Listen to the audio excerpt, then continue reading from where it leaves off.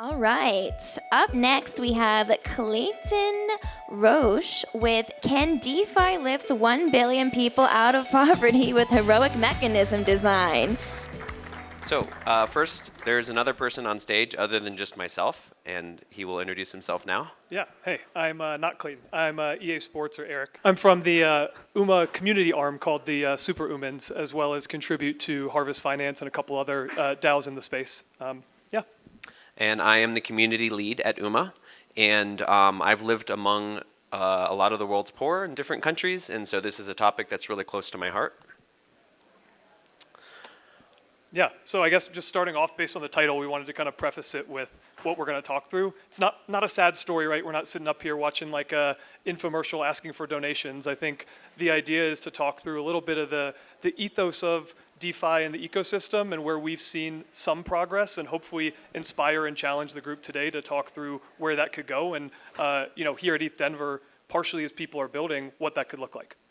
So we know that money is not what makes you happy, but we also kind of know that not having enough money can make you quite unhappy.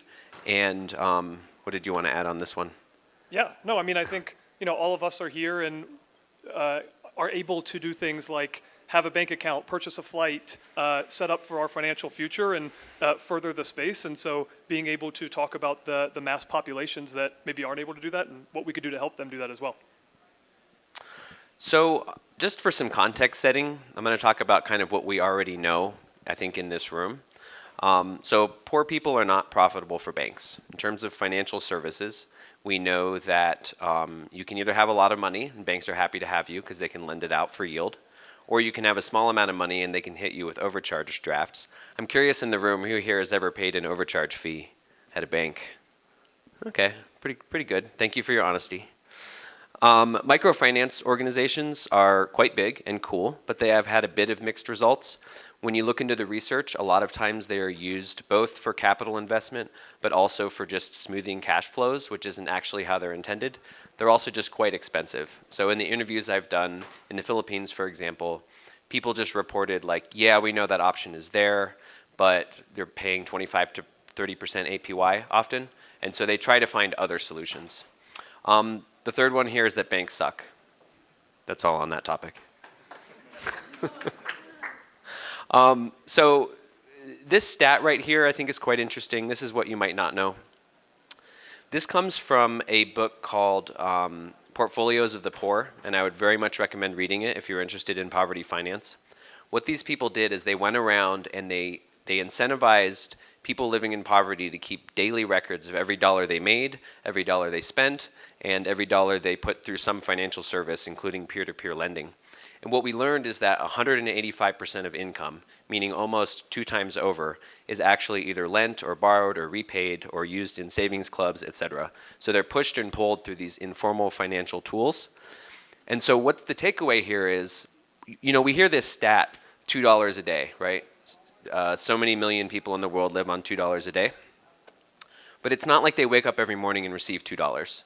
That's the important thing here. And so they have this whole life built around, this whole financial experience built around making sure that they have that $2 a day and they have cash flow smoothing. So on the basis of this book, this is a quote from this book, and this is a video that I took in the Philippines. Money management is, for the poor, a fundamental and well understood part of everyday life. It's a key factor in determining the levels of success that poor households enjoy in improving their own lives. I butchered that a little bit, but I think you get the point. Yeah, so with that, I think hearing about the population and what they have accessibility to, 607 million of these people have a mobile phone but don't have a bank account, right? So when we talk about maybe how to get them into crypto, I think is the next question. There's not a barrier to the technology already. There's a barrier to accessibility and ease of use of some of the financial tools that we all have on a day-to-day basis. So can I get a quick drum roll, please? Now we have the groundbreaking solution for how to get them into crypto. Play to earn. All right, play to earn is the solution. Here we go. Where are all of our Axie fans? I'm looking around, seeing people on their phones pressing buttons. Maybe people are playing play to earn here today. Joking aside, I don't think we're here to debate, Ponzi-nomics as a sustainable income source or a long-term, solution to end world poverty. But what I What I do want to call out is how big that space is and the opportunity it presents for us, right? So looking at Axie as kind of the trailblazer in the space, in November of this year, they surpassed 1 million daily active players, and cumulatively in December, they passed 10 million players overall, right? It's one of the largest blockchain use applications, and while they started on Ethereum, now we're using Ronin for cost and performance issues. So what does that represent for us? We look through COVID pandemic, we talk through Philippines, Malaysia, Cuba, a lot of these poverty-ridden countries now are turning to play-to-earn games as an income source, and I'm not going to argue it personally. I don't think it's a sustainable economy, right? So how do we transition that opportunity into ability to set up for the financial future, ability for broader adoption in the space, and how do we build the infrastructure to support that as well? Yeah, I think those are some great points. Personally, you can go ahead and skip. Personally, I was in the Philippines doing interviews about informal finance before the Axie sort of craze started. And I started asking people like, have you heard of Bitcoin? Have you heard of DeFi? Basically Bitcoin got mostly no's, occasionally yes. I think there was no DeFi yeses. And kind of a funny cycle or sort of a funny anecdote about this time in my life was like, so I was interviewing different people and also just living there for a little while, and I was using Tinder at the time. And this one girl ghosted me. But about a month ago, she messaged me to ask if I was an Axie manager, because now she knew about crypto. You got your moment back at All right. Revenge. No, not going to be your manager. So yeah, but P2E is the space, I guess, kind of looking at, how do we use that as a bridge into crypto and DeFi and into setting up kind of better decision making and behaviors for long-term financial success. So not saying this is the end-all be-all, but wanted to assert today gaming guilds. I've seen presentations today, even the last one from the TEC talking about stewardship, community building, leadership. Gaming guilds are blowing up, right? One of the big original ones, YGG, we're looking at it by the thousands, both of members as well as organizations standing up and building community.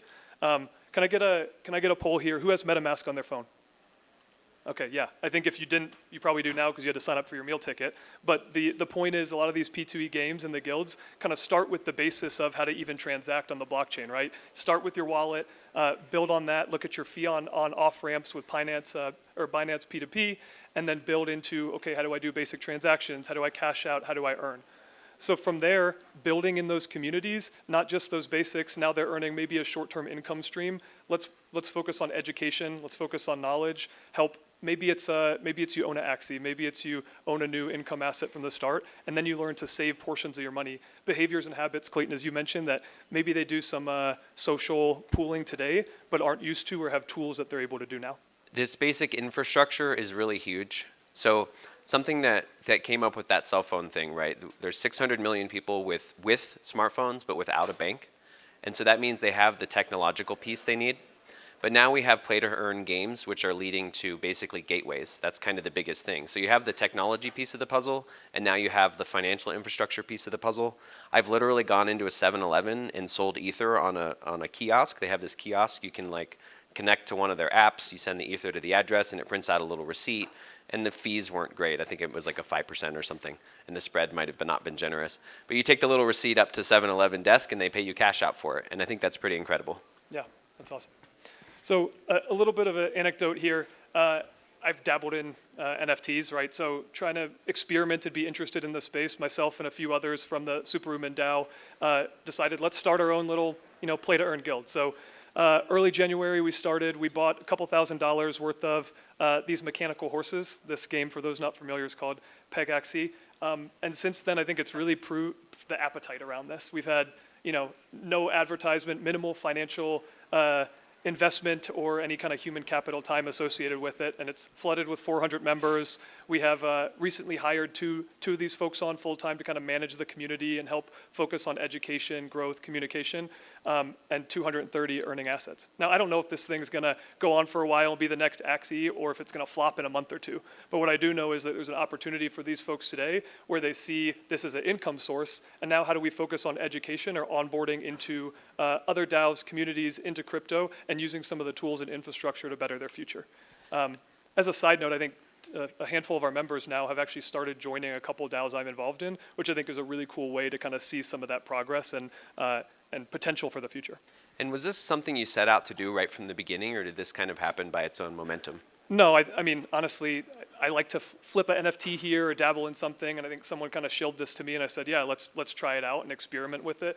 And I don't know. I think it shows progress and opportunity, so I'm excited about it. That's cool. So I'm going to talk a little bit about just some low-hanging fruit as far as these financial concerns go with DeFi. So I talked about kind of this cash flow concern with regard to poverty finance. Savings is often quite high friction. Savings is quite expensive if you don't have access to formal financial tools.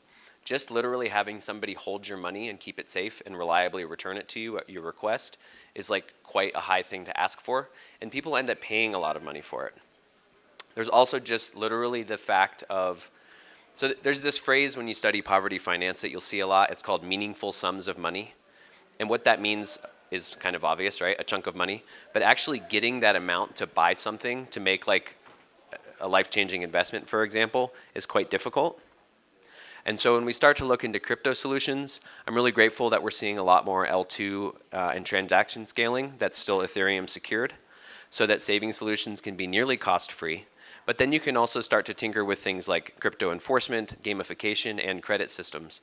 So if we can think about leveraging all the tools that we've built for ourselves here, that we all are sort of familiar with just in the DeFi space in general, if we can start to onboard people who started learning play to earn and earn small amounts of money into these saving applications, I think we have just like a lot of real space to experiment, particularly with incentives design.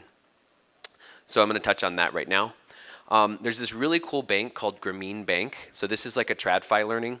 It's based in Bangladesh, and its founder actually won the Nobel Prize for creating it. And one of the programs that they did that was quite successful was they offered people a higher APY to contribute to at least $1 a month for 5 to 10 years.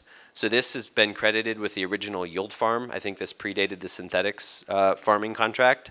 And it was quite successful. So the bank's own deposits went up 300% in 3 years. And so you can see how this example would carry over extremely well to crypto. So, but you could remove that intermediary, right? You wouldn't have any custodian of these funds. You wouldn't have any delay.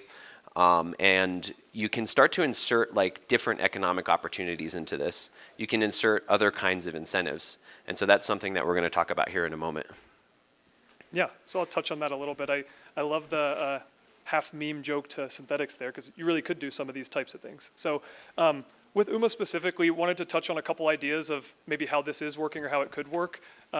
Not going to dive into all the technical intricacies, but one big part of UMA is their flexible optimistic oracle. And one of the needs with that is we've seen increased Oracle adoption over the past year, and so there's a need for human verification of some of the Oracle requests that come in to validate those. And so now we've started a optimistic proposer program for a human to validate data and then validate those mechanisms. And rather than Ponzi-nomics, where it's an inflationary token that's going to dump after a couple months, this is a little bit capitalistic, but someone can come into the space, provide a service, and earn a sustainable compensation for that service while contributing to overall adoption of a broader piece of infrastructure within DeFi. What excites me about this, so what excites me about play to earn and this earning opportunity is like, so we have the SuperUMAn DAO, and there's a big opportunity in this DAO, and a lot of DAOs right now, to show up as an anonymous name with a cartoon face and earn thousands of dollars a month. And it's like many times the salary you could get in most of like rural Philippines, for example. But there's like certain, even though it's permissionless technically, there's certain like cultural and intellectual and just like marketing conditions that need to happen before you can get there. But what I really like about this combination is like you come for the games and you come for this like play to earn income. But then there's opportunities that we think will actually be like more long-term sustainable returns, so that we could imagine this program going on for a longer time. And I just really like this combination of things working together. Yeah, absolutely. I think one other piece we wanted to touch on, maybe a little bit of alpha for the group, not quite ready for prime time, but the concept of the optimistic rewarder through UMA. So here, distribute individual NFTs to users, and based on any criteria that can be defined by a rule set, then can use the optimistic oracle to incentivize behaviors or actions, right? So that may be interacting with a protocol. It may be, Clayton, to your point, the Grameen example could be staking something in a specific place to incentivize savings. And I would love to see that in this space develop into how do we encourage longer term financial behaviors to set people up for the future.